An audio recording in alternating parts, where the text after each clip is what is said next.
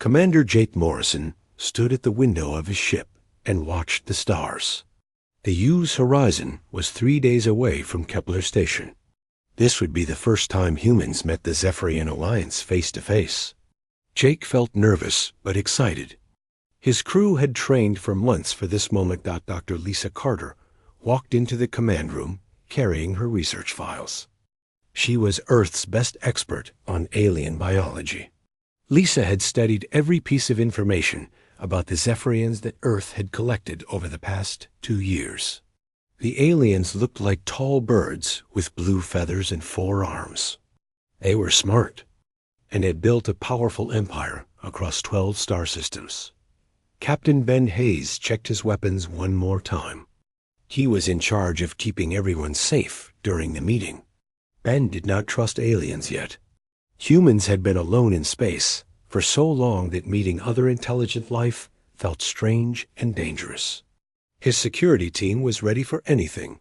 Ambassador Corinne White sat in her room reading the peace treaty she would present to the aliens. Corinne had spent 30 years making deals between different human colonies. She knew how to talk to people and find solutions that made everyone happy. This was her biggest challenge yet. If she succeeded, humans and aliens could become friends and trade partners. The ship's computer announced they were approaching Kepler Station. Jake ordered his crew to their positions.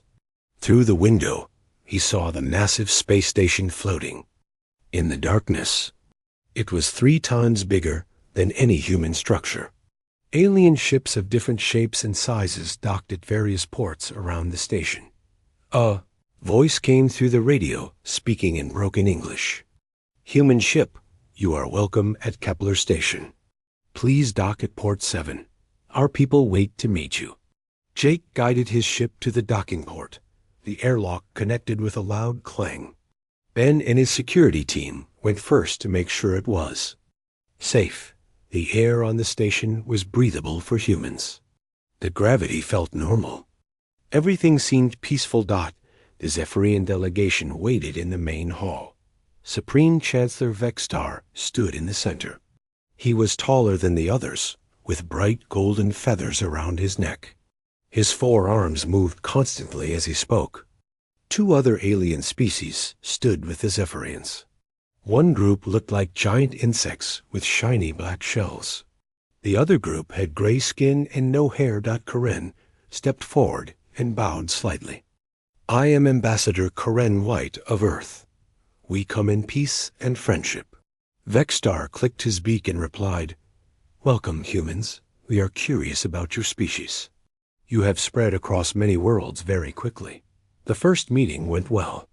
Corinne presented gifts from Earth, including music, art, and samples of human food. The aliens shared their own culture and showed holographic displays of their worlds. Lisa asked many questions about Zephyrian biology and technology. The aliens seemed impressed by human curiosity and learning ability. For 3 days, the talks continued. Both sides discussed trade agreements and territorial boundaries. The Zephyrians controlled important shipping routes that humans needed for expansion. Humans offered advanced computer technology that the aliens wanted. Everything changed. On the 4th day, Vextar called an emergency meeting of the Zephyrian High Council. Jake and his team were not invited. Through security cameras, men watched the aliens argue loudly in their main conference room. Their translator could only pick up fragments of the conversation. "Humans expand too fast," one alien said. "They learn our technology too quickly," said another. "They might become a threat to our power," Vextar declared. When the talks resumed that evening, the atmosphere had changed. The aliens seemed cold and distant. They asked detailed questions about human military strength and colony locations. Corinne tried to steer the conversation back to peaceful cooperation, but the aliens kept pushing for military information. "We must understand your capabilities," Vextar explained. "For security purposes." Ben whispered to Jake, "Something is wrong. We should leave." Jake nodded, but Corinne insisted they stay. We are so close to an agreement. One more day might seal the deal. That night, the Zephyrians invited the humans to a ceremonial dinner. It was supposed to be a celebration of new friendship between their species. The dining hall was decorated with flowers from both human and alien worlds. Music played softly. In the background, Karen sat at the head table with Vextar and the other alien leaders. Jake, Lisa, and Ben sat at a nearby table with lower-ranking aliens. The food was strange but tasty. Everyone seemed relaxed and happy. Halfway through the meal, Vextar stood up to make a speech. Tonight we celebrate a new chapter in galactic history. Humans and Zephyrians will work together for mutual benefit. Karen smiled and began to stand up to respond. She reached into her jacket pocket to pull out a small gift she had prepared for Vextar. It was a crystal sculpture from Earth, showing two hands shaking in friendship. A Zephyrian security guard suddenly shouted, "She has a weapon!" Energy beams flashed across the room. Karen's chest exploded in a burst of light and heat. She fell backward, her body smoking. The crystal sculpture, shattered on the floor. Chaos erupted in the dining hall. More energy weapons fired.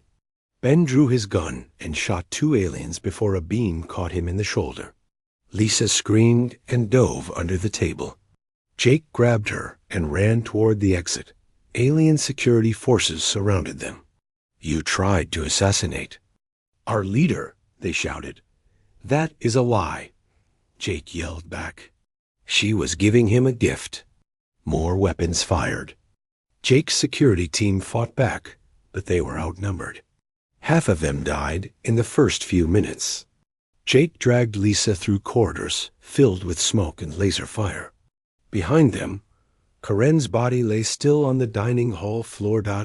They reached their ship just as Zephyrian fighters arrived. The U.E.'s Horizon's engines roared to life. Jake pushed the ship to maximum speed as alien weapons hammered their shields. One hit damaged their communication array. Another took out their rear weapons. "Hull breach in Section 4, someone shouted. "Engine 3 is failing," called the pilot. They escaped into hyperspace just as their shields collapsed. Inside the ship, everyone who survived was either wounded or in shock. Lisa cried quietly in the corner. Ben pressed a medical patch against his burned shoulder. Jake stared at the star charts and felt cold anger building in his chest. The aliens had murdered Karen in cold blood. They had lied about her having a weapon. The security footage would prove their innocence. But who would believe them? A journey back to Earth took 6 days. Jake sent a message ahead explaining what had happened. He included all the security recordings and evidence of the alien attack. By the time they reached Earth's solar system, every human colony had heard. The news ambassador, Karen White, was dead. The Zephyrians had killed her while she tried to give them a gift of friendship. Earth's response would follow soon. The U.E.'s Horizon limped into Earth orbit with its damaged hull and wounded crew. Jake Morrison had sent his report ahead, but seeing the ship's condition made everything real. News networks across Earth broadcast images of the burned and twisted metal where alien weapons had struck. President Daniel Cross stood in the Oval Office watching the news reports. His face was stone cold. Karen White had been his personal friend for 20 years.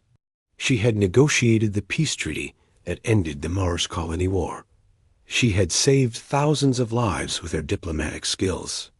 Now she was dead because aliens thought she was reaching for a weapon when she was giving them a gift. The president's phone rang constantly. Colony governors from Mars, Europa, and Titan all demanded answers.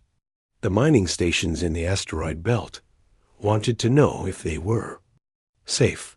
Every human settlement in space was asking the same question. Would the aliens come for them next? Dr. Richard Stone sat in his laboratory deep beneath the Pentagon. For 15 years, he had worked on weapons that Earth hoped it would never need to use. The gravitational cascade project was so dangerous that only 12 people knew it existed. Richard had created bombs that could make stars explode. He had built devices that could crack planets in half. The government had ordered him to build them just in case humanity ever faced extinction. Now those weapons might actually be used. Admiral Susan Blake walked through the halls of Earth Defense Command. Officers and technicians stopped their work to salute as she passed. Susan had fought in every major space battle of the last 30 years. She knew war better than anyone alive. Her staff was already pulling up star charts and ship deployment schedules. How many ships can we mobilize? She asked her aide. Every vessel in the Earth Defense Fleet. That's 247 warships. If we activate the civilian reserve, we can add another 800 vessels. Susan nodded. Other species kept their civilian and military ships separate. Humans had learned long ago that every ship could be a weapon if needed. Cargo haulers could carry bombs. Passenger liners could transport troops. Mining ships had the strongest engines and could ram enemy vessels. Colonel Nancy Ford stood in the secret facility on Luna Base. Around her, thousands of mechanical workers built war machines. These were not normal robots. They were self-replicating, drones that could take apart asteroids and use the materials to build more drones. Nancy had designed them to spread across space like a virus, creating an endless army. The first test had been successful. 1 drone had become 10. 10 had become 100. 100 had become 1,000. Nancy could release them near enemy territory and watch them multiply until they outnumbered every alien ship in the VE. Galaxy. President Cross called an emergency meeting of the United Nations. Representatives from every nation and colony attended. The president stood at the podium with Karen White's shattered crystal sculpture on the table beside him. Fellow humans, he began. Yesterday, our peaceful ambassador was murdered while trying to give a gift of friendship. The aliens claim she was reaching for a weapon. You have all seen the security footage. You know this is a lie. The assembly room was silent. Everyone had watched the recordings from Jake Morrison's ship. Karen White had been holding a crystal sculpture, not a weapon. The aliens had killed her in cold blood. The Zephyrian Alliance has sent us a message, the president continued. They say the attack was carried out by rogue elements they cannot control. They offer us 5 million credits in compensation and a promise to investigate the incident. Angry voices erupted from the assembly. 5 million credits was nothing. It was an insult. The aliens thought human life was cheap. President Cross raised his hand for silence. I have sent them our response. We demand the immediate surrender of everyone involved in Ambassador White's murder. We demand a formal apology from their government. We demand they pay for all damages to our ship and crew. What if they refuse? Asked the representative from Mars. President Cross picked up the broken crystal sculpture. Then they will learn what happens when you kill a human being. Jake Morrison sat in the military hospital getting his injuries treated. Dr. Lisa Carter was in the bed next to him with bandages covering burns on her arms. Captain Ben Hayes had survived his shoulder wound, but would need weeks to recover fully. A reporter managed to get past security and asked Jake what he thought about the alien response. Jake looked directly into the camera. They murdered Karen White while she was giving them a gift. They shot my crew while we were guests at their station. They think humans are weak because we came in peace. They are about to learn how wrong they are. The interview played on every human news network. Within hours, it had been translated into dozens of languages and broadcast to every human settlement. The message was clear. Someone had attacked humanity, and humanity would respond. Admiral Blake received authorization to begin military preparations. She activated Emergency Protocol 7, which had never been used before. Every human warship, And the galaxy began moving toward Earth. Civilian vessels started conversion to military specifications. Factory ships began producing weapons and ammunition. Dr. Stone received his orders directly from the president. The gravitational cascade. Weapons were to be prepared for deployment. 24 hours later, the first Star-Killer bomb was loaded onto a stealth ship. It was small enough to fit in a briefcase, but powerful enough to destroy a solar system. Colonel Ford launched her first wave of replicator drones toward the outer rim of human space. They would spread out and wait for orders. When the time came, they would multiply and swarm toward alien territory like an unstoppable plague. The Zephyrian Alliance sent another message 3 days later. Their intelligence networks had detected unusual human military activity. They were concerned about Earth's response and wanted to schedule new peace talks. President Cross read the message during a cabinet meeting. He looked around the table. At his advisors, Secretary of Defense Helen Murphy had recommended accepting the aliens' offer. Secretary of State Paul King thought negotiations might still work. "What do you think, Admiral?" The President asked Susan Blake. "They had their chance for peace," Susan replied. Karen White offered them friendship, and they killed her for it. Now they want to talk, because they see our ships moving. That tells me everything I need to know about their character. President Cross stood up and walked to the window. Outside, he could see military transports landing and taking off from Andrews. Air Force Base, the largest war fleet in human history, was assembling in Earth orbit. "Send them a reply," he told his communications officer. "Tell them we are no longer interested in talking. Tell them they killed one of ours, so now they answer to all of us." The officer hesitated. "Sir, should I add anything about humanitarian concerns or rules of war?" President Cross turned back to the table.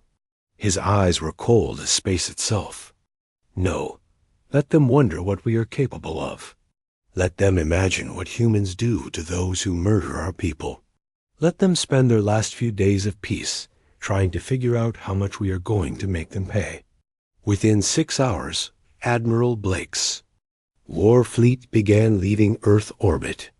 1,047 ships heading toward Zephyrian space. Each one carried the same message painted on its hull. Remember Karen White. The war machine of humanity had awakened, and it was hungry for justice. Admiral Susan Blake stood on the bridge of her flagship, the U.S. Vengeance. Through the main window, she could see 1,046 other human ships spread across space like deadly stars. They had been traveling for 2 weeks toward Zephyrian territory. Today they would cross the border and begin the war. Captain Ryan Taylor commanded the assault carrier U.S. Retribution. His ship carried 500 fighters and bombers. Ryan had painted Karen White's name on the side of his command chair. Every pilot in his squadron had done the same thing on their cockpits. They wanted the aliens to know why they were going to die. The human fleet emerged from hyperspace at the edge of the Proxima system. This was the outer border of Zephyrian space. Intelligence reports said 3 alien colonies were located here, along with a military base. Admiral Blake had chosen this system for humanity's first message. Zephyrian defense sensors detected the human fleet immediately. Emergency signals flashed across alien communication networks. The local commander, General Kethfor, had never seen so many ships in one place. His defense force consisted of 42 vessels. He was outnumbered 25-1.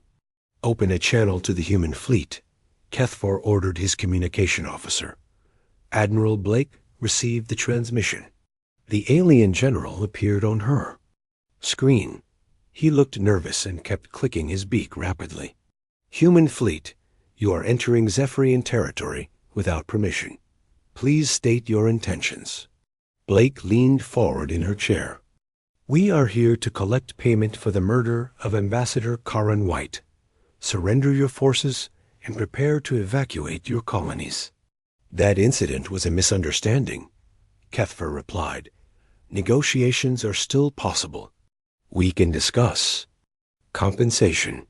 "The time for talking ended when you killed our diplomat," Blake said coldly. "You have 1 hour to evacuate all civilian populations. After that, we will consider everything in this system a military target." The transmission ended. Kethfer stared at his empty screen in shock. The humans were not interested in negotiating.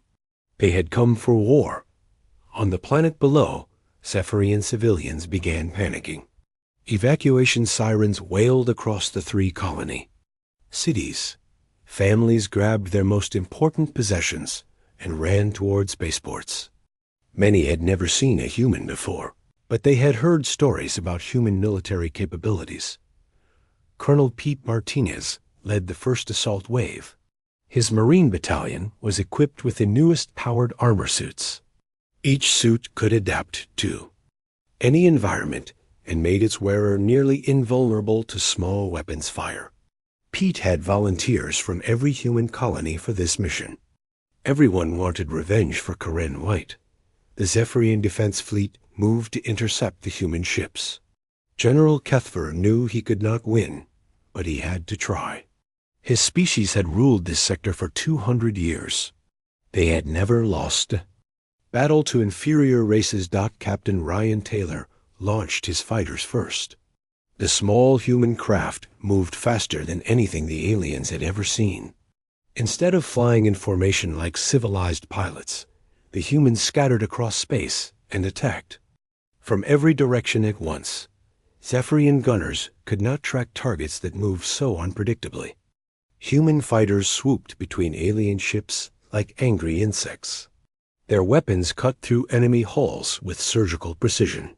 In 15 minutes, half the alien fleet was destroyed or disabled. Admiral Blake watched the battle from her command chair. The humans were winning easily, but she felt no satisfaction. This was not about victory. This was about making the aliens understand the price of killing humans. "Launch the quantum mines," she ordered. Captain Lisa Park commanded the mine. Layer UES Silent Death. Her ship carried a new type of weapon that could phase in and out of normal space. The quantum mines were invisible until they exploded. Lisa deployed them around the remaining alien ships. The Zephyrian fleet tried to retreat, but the mines activated as they passed. Brilliant explosions lit up space as alien vessels disintegrated. General Kethfer's flagship broke in half. His last transmission was a desperate plea for mercy. Admiral Blake ignored the plea. Mercy was for people who did not murder diplomats. Colonel Martinez's ground forces landed on the largest colony planet. The Zephyrians had evacuated most civilians, but military units remained to fight. Pete's Marines moved through the alien cities like unstoppable machines. Their armor deflected energy beams that would have killed unprotected humans. The fighting was brief and brutal. Zephyrian soldiers were not prepared for human tactics. The aliens fought with honor and followed traditional rules of warfare. Humans fought to win using any method that worked. They used explosives to collapse buildings on enemy positions. They fired through walls using sensors to track targets. They moved constantly and never stayed in one place long enough for the aliens to organize a counterattack. Within 6 hours, all 3 colony worlds belonged to humanity. Pete Martinez stood in the ruins of the alien military headquarters and planted a human flag. The message was clear.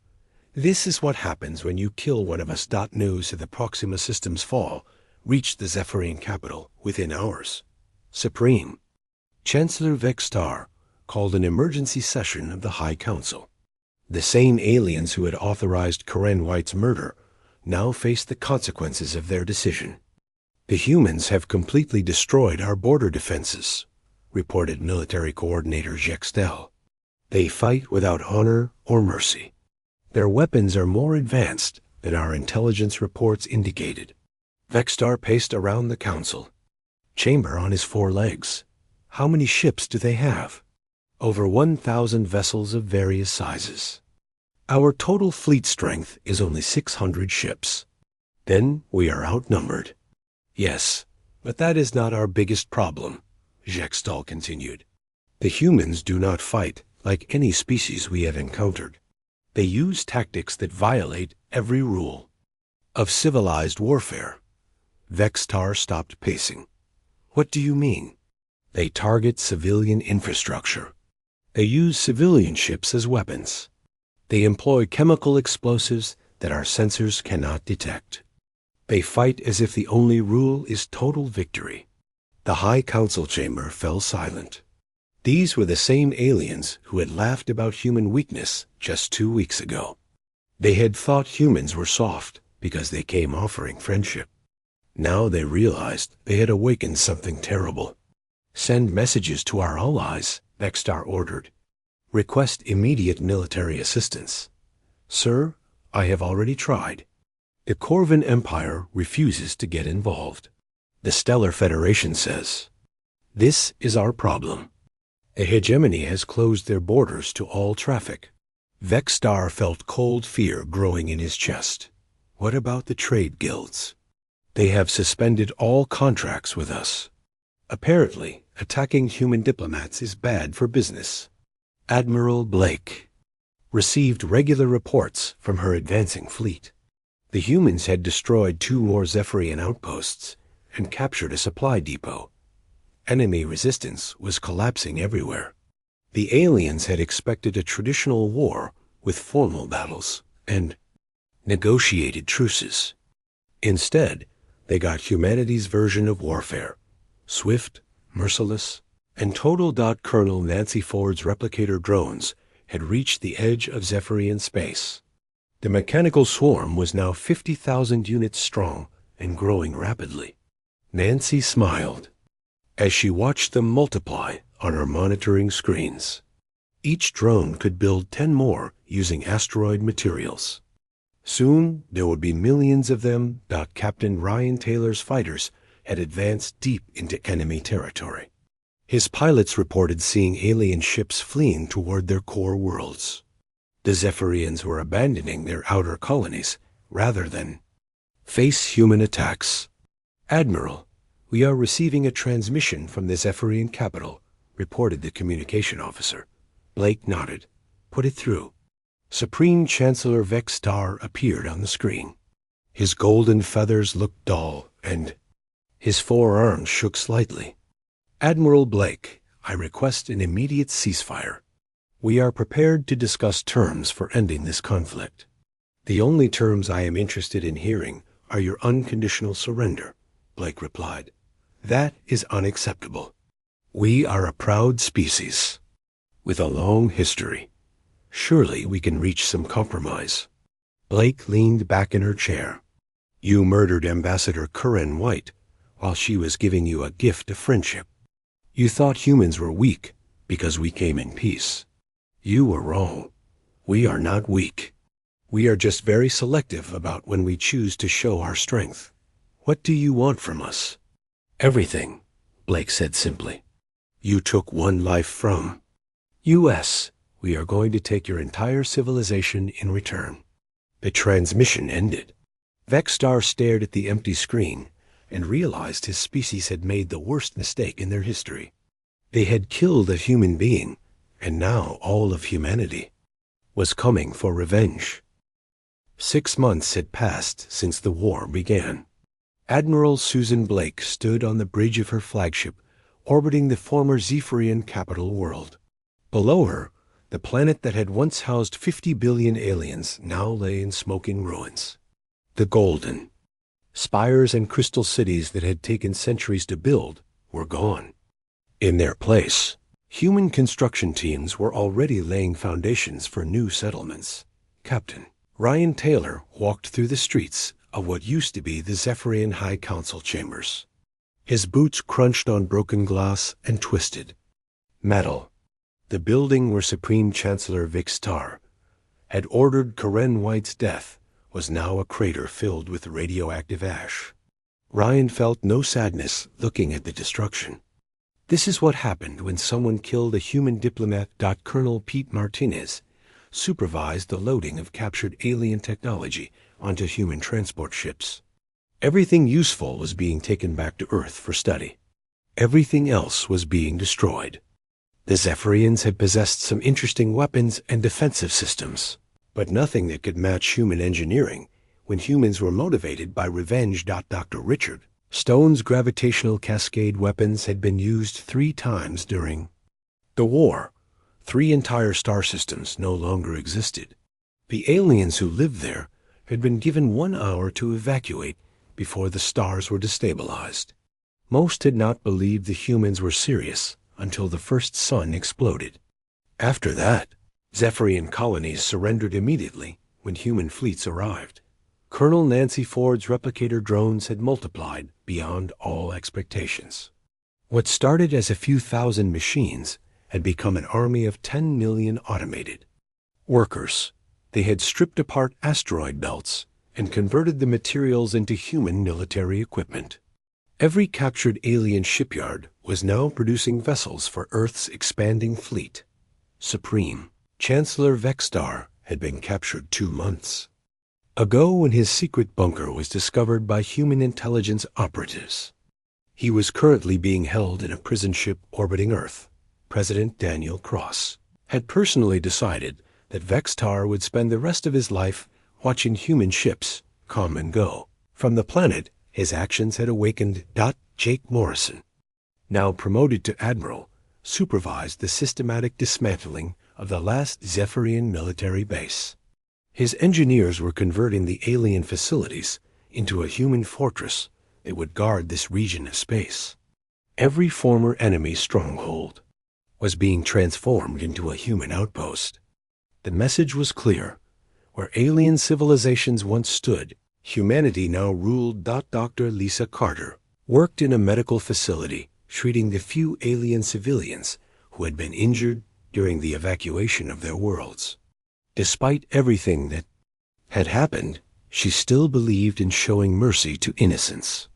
Most Zephyrians had been relocated to refugee camps on neutral worlds.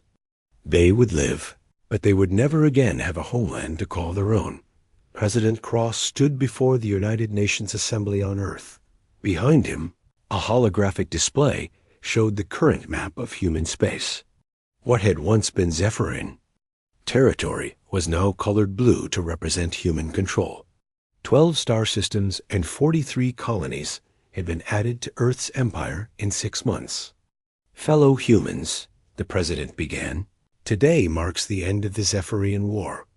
Their government has formally surrendered all remaining territory to human authority.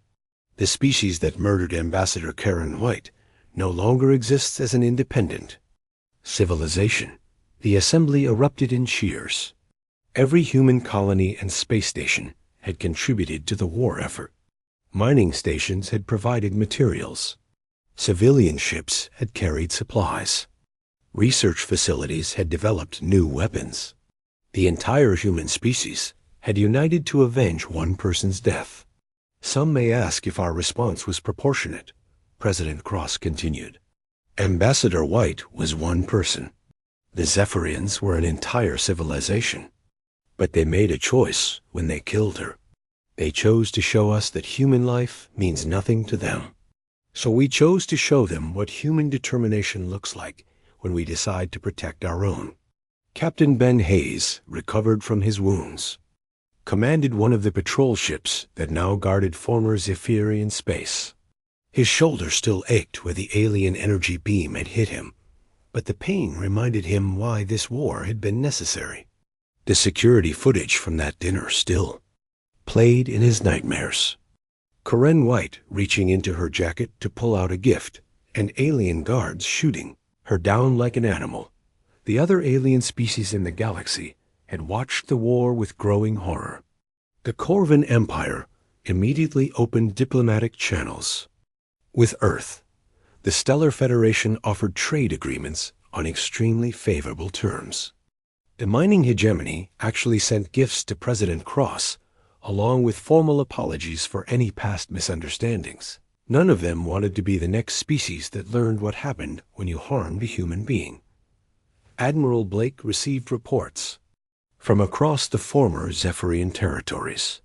Human settlement ships were arriving daily to establish new colonies. The best worlds were being terraformed to support larger populations. The resource-rich systems were being converted into industrial centers. Within 10 years, this region would be more productive under human control than it had ever been under alien rule. A delegation from the Zephyrian refugee camps requested a meeting with human authorities. They wanted to negotiate for the return of some of their historical artifacts and cultural treasures. Admiral Blake read their petition and laughed coldly. The aliens still did not understand their situation. They want their art back, she told her staff. They think this is a temporary occupation that will end someday. What should we tell them? Asked Terade. Tell them that their culture ended when they murdered Ambassador White. Everything they built now belongs to humanity. If they want to preserve their history, they should have thought about that before they started shooting at diplomats. Dr. Stone's research teams were already studying captured Zephyrian technology. Some of their defensive systems were being integrated into human ship designs. Their power generation methods were being adapted for use in human colonies. Even in defeat, the aliens were contributing to humanity's growing strength. Colonel Ford expanded her replicator drone program to begin construction of permanent human bases throughout the captured territory. The mechanical workers could build faster than any biological species. What had taken the Zephyrians decades to construct, humans could rebuild and improve within months.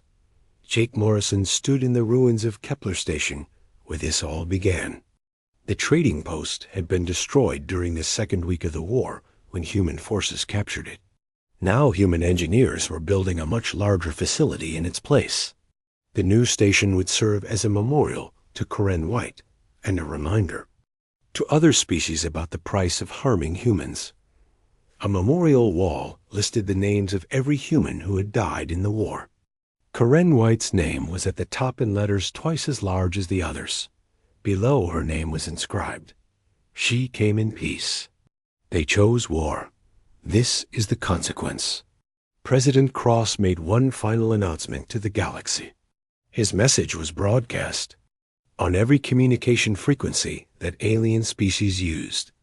The transmission was translated into hundreds of languages and sent to every corner of known space. To all non-human species who may be listening, he said, let the fate of the Zephyrian Alliance serve as a lesson.